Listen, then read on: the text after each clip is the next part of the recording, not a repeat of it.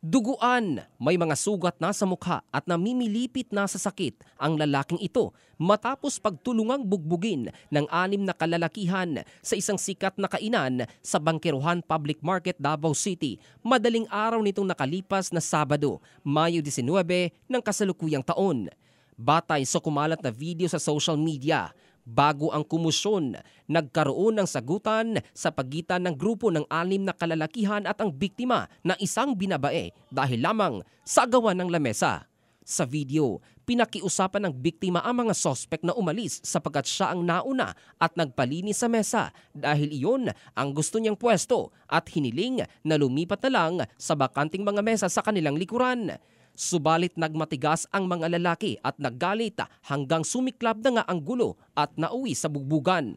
Na video cam ng mga customer ng kainan ang malaeksena sa pelikulang panggugulpi ng mga goons sa bida na hindi man lang nagbigyan ng pagkakataong makaganti at naiwang nakasalampak sa sahig at duguan.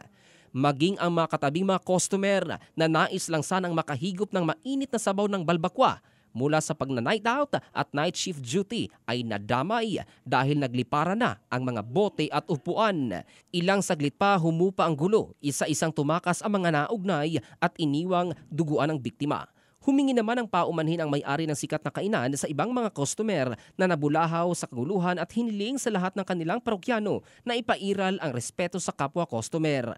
Sa pahayag naman ng Davao City Police Office, inaalam na ng San Pedro Police Station kung sino-sino ang 6 na kalalakihang naugnay sa pambubugbog para kasuhan ng alarm and scandal at posible pang mga kaso. Ipinag-utos na din ni DCPO City Director Colonel Richard Badang sa lahat ng station commanders na paigdingin pa ang ginagawang mobile at beat patrol dahil sa nadadalas na riot na naggaganap sa lungsod ng Davao. Ito si Jovel Candado in the heart of changing lives ng Brigada News Philippines, the Music and News Authority. Music